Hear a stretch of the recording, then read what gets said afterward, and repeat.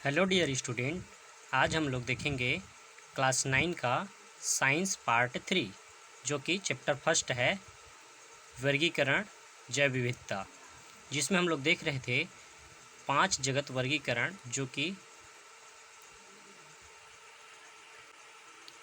R.H. Whittaker ने दिया था। उसमें से हम लोग लास्ट देखे थे जगत एनिमेलिया, जिसमें ये बहुत सारे विकसित जीव जंतु आते हैं। यहाँ पे आप देख सकते हैं हाथी, ड्रैगन फ्लाई, तोता, चपटा, कृमि, जोंक, मछली, घोंघा, सीपी, मेंढक, सांप, चमगादड़, हाइड्रा। आज हम लोग आगे इसके जस्ट देखने वाले हैं जैव विविधता का वर्गीकरण। यहाँ पे आप देखिए थोड़ा सा इसको किस तरह से और बांटा गया है। तो जंतु जगत का एक वर्गीकरण रीढ़ की हड्डी वाले जंतुओं के संदर्भ में।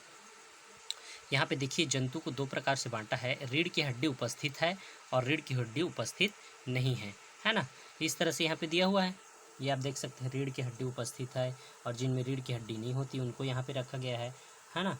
आगे यहाँ पे देख सकते हैं कि त्वचा पर जो जिनमें रीढ़ की हड्डी है उनमें फिर अगर उनके त्वचा पर बाल है तो, और त्वचा पर बाल नहीं है तो, जैसे मनुष्य जितने भी हैं, शेर, बिल्ली, गाय, चमगादड़, इन सब में क्या होती है, त्वचा पर बाल होती है।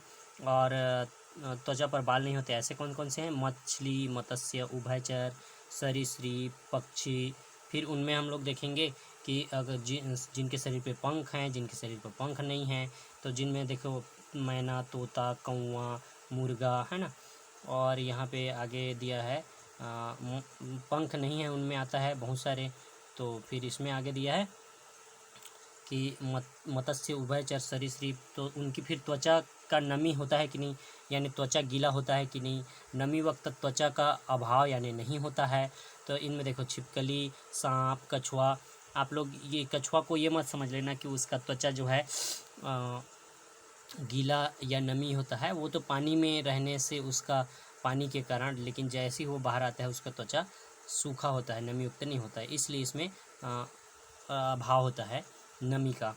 ऐसे ही आप नीचे देखेंगे कि उसमें सल का होता है कि नहीं, और सल का जिनमें होता है जिनमें नहीं होता है, इस तरह से डिवाइड किया गया। तो जिन पर सल का होता है, रोहू, कतला यानी मछलियों की बात है, सल का पाए जाते हैं। और उभयचर में मेंढक और टोड वगैरह में आपका सल का नहीं पाया जाता। वैसे इधर नमी युक्त त्वचा का अभाव जिनमें नहीं होता आपको बता दिया गया, छिपकली, सांप, कछुआ, है ना। और इसी तरह से हम लोग ये इसको डिवाइड किए थे। आगे हम लोग जिनकी बात करेंगे किसकी, जिनमें रीढ़ की हड्डी अनुपस्थित होती है। जैसे यहाँ पे देख सकते हैं रीढ़ की हड्डी अनुपस्थित होता है, केचुआ, जोंक, और ये आपका मच्छर, घोंघा, चींटी, फीता, कृमि। यहाँ पे जीके से भी आपको इससे क्वेश्चन पूछा जा सकता है। रीढ़ की हड्डी अनुपस्थित, रीढ़ बोल दिया था, सॉरी उसके लिए। रीढ़ की हड्डी अनुपस्थित होता है इन सब में। आगे हम लोग देखते हैं इसके और नीचे में क्या है। इस तरह से हम लोग पढ़े थे।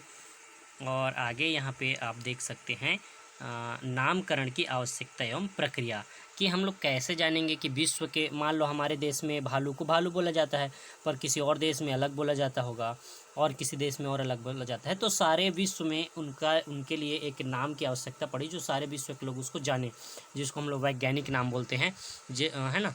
तो वैज्ञानिक नाम इसलिए रखा गया है कि विश्व में उसी नाम से उसको पुकारा जाए। चलिए तो यहाँ पे देखते हैं नामकरण की आवश्यकता एवं प्रक्रिया, है ना। यहाँ पे आप देख सकते हैं नामकरण की आवश्यकता एवं प्रक्रिया, क्लियर। तो किसी भी जीव का वर्गीकरण में स्थान निर्धारित करके उसे एक निश्चित नाम देना क्या कहलाता है, नामकरण कहलाता है। किसी भी वस्तु या जीव को विभिन्न क्षेत्रों में स्थानीय भाषा व बोली के अनुसार पुकारा जाता है। जैसे आलू को तमिल में उरुलैकी लैंग हंगू, मराठी में बटाटा, हिंदी में आलू तथा अंग्रेजी में पोटैटो कहा जाता है। तो अब देखो अलग अलग जगह में अलग अलग बोला जाता है, तो कुछ तो ऐसे नाम रखें जिसको सब जगह एक नाम से जाने जाए। तो एक ही वस्तु के इतने सारे नाम से पहचान में असुविधा होती है। इसी असुविधा को देखते हुए लिनियस ने जीवों के ऐसे नाम की आवश्यकता महसूस की जिसे सारे संसार में एक ही नाम से पुकारा जाए, और इस नाम को उन्होंने क्या कहा, वैज्ञानिक नाम कहा। इस नाम को क्या कहा उन्होंने, वैज्ञानिक नाम कहा, जिससे प्रत्येक जीव का नाम 2 शब्दों में रखा जाता है। जो आप लोग पढ़े थे ऊपर में बताया था मैंने, तो उसमें से क्या क्या, तो पहला शब्द जो होगा वो होगा पहला शब्द होगा वंश का, यहाँ पे लिखा है पहला शब्द होगा वंश का और दूसरा शब्द हो जाति का। जीव के वंश के नाम का पहला अक्षर अंग्रेजी के बड़े अक्षर से तथा अन्य अक्षर छोटे, यानी पहला जैसे मान लो मैं होमो सेपियंस की बात करूँ तो एच को मैं क्या लिखूँगा कैपिटल, बाकी को स्मॉल में, इस तरह से होमो सेपियंस ऐसे लिखेंगे, है ना। उसके बाद वंश एवं जाति के नाम को तिरछे अक्षरों में यानी इटैलिक भाषा में लिखा जाता है। तिरछे अक्षरों मतलब इटैलिक, जैसे मान लो मैं होमो सेपियंस लिखता हूँ तो ऐसे लिखूँगा मैं होमो सेपियंस, इस तरह से तिरछा, होमो सेपियंस इस तरह से तिरछा और इटैलिक में, है ना। तो कुछ जीवों के वैज्ञानिक नाम यहाँ पे दिए हैं, आप लोग को इसको याद रखना है। कम से कम कितना दिया है 4 दिया है, तो आपको 4 याद हमेशा रखना है। जैसे सबसे पहले दिया है मेंढक, तो मेंढक का क्या है देखो यहाँ पे आर क्या है कैपिटल में लिखा है ऊपर में, और बाकी सारे जितने भी हैं वो लिखे हैं स्मॉल लेटर में। फिर तो मेंढक का क्या होगा राना टिग्रीना, राना टिग्रीना, ठीक है। और शेर का देखो पैंथेरा, पैंथेरा लियो, यहाँ पे शेर का क्या दिया है पैंथेरा लियो। गौरैया का क्या है, गौरैया का दिया है पैजर डोमेस्टिक, क्लियर। और ऐसे ही मनुष्य के दिया है होमो सेपियंस। तो इस तरह से आपको कम से कम 4 हमेशा याद रखना है, 9th क्लास में इंपॉर्टेंट है ये।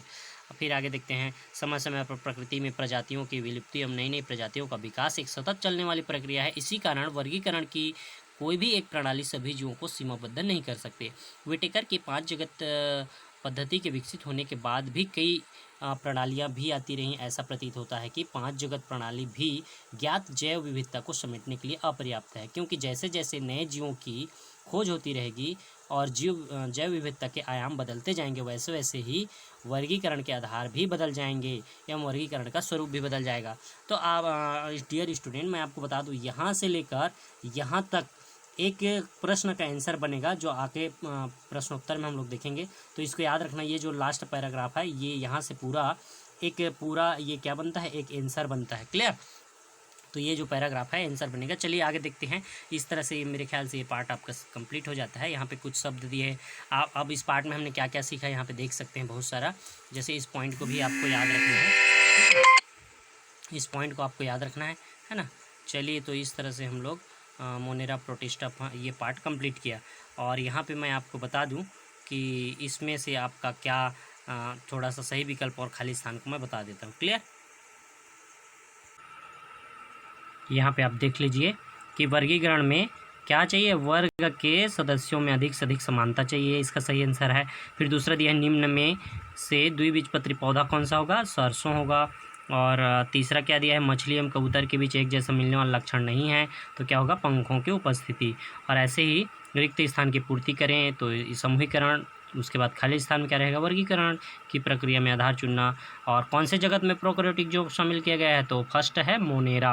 और 5 जगत वर्गीकरण को किसने दिया, R.H. विटेकर। तो ये इस तरह से ऑब्जेक्टिव और रिक्त स्थान को हमने कंप्लीट किया। नीचे आपका क्वेश्चन आंसर दिया होगा, उसको आपको खुद से क्लियर करना है। चलिए ओके, ये आप नीचे देख सकते हैं, यहाँ पे नीचे देख सकते हैं आप क्या, तीसरा क्वेश्चन में यहाँ पे फंजाई जगत के कोई 2 विभेदक लक्षण लिखें। तो आपको फंजाई जगत का 2 विभेदक लक्षण लिखना है। सरीसृप उभयचर एवं सरीसृप का कोई 2 अंतर लिखें। तो आप बताना है आपको सरीसृप उभयचर में क्या अंतर है, एक त्वचा की नमी और त्वचा में नमी का अभाव, जो भी। इस तरह से आपको सारे क्वेश्चन का आंसर ढूंढना है। यहाँ पे 6वां क्वेश्चन है, 5वां क्वेश्चन, फंजाई की कोशिकाओं में कोशिका भित्ति पाई जाती है, फिर भी उन्हें प्लांटी जगत के अंतर्गत नहीं रखा जा सकता, क्यों, कोई एक कारण लिखें। 6वां सर्प एवं कछुओं के एक साथ रखने का आधार क्या है। तो इस तरह से आपको अपना सारा क्वेश्चन का आंसर, और जो मैं बता रहा था कि लास्ट का एक पैराग्राफ था, वो किसका आंसर होगा, वो होगा लास्ट क्वेश्चन का आंसर। आधार बदल जाने पर वर्गीकरण का स्वरूप भी बदल जाता है। इस कथन से आप क्या सहमत हैं, हाँ या नहीं। तो इससे आपको लिखना है हाँ, और इसका आंसर में क्या लिखना है, जो हम लोग लास्ट पैराग्राफ देखे थे उसको आपको लिखना है, क्लियर, ठीक है। तो ये आप लोग को खुद से करना है बाकी, ओके। तो चलिए, ये आपका तीसरा पार्ट और ये कंप्लीट हो जाता है। आप लोग अच्छे से घर में रहिए और धीरे धीरे पढ़ाई करते रहिए, ओके ओके।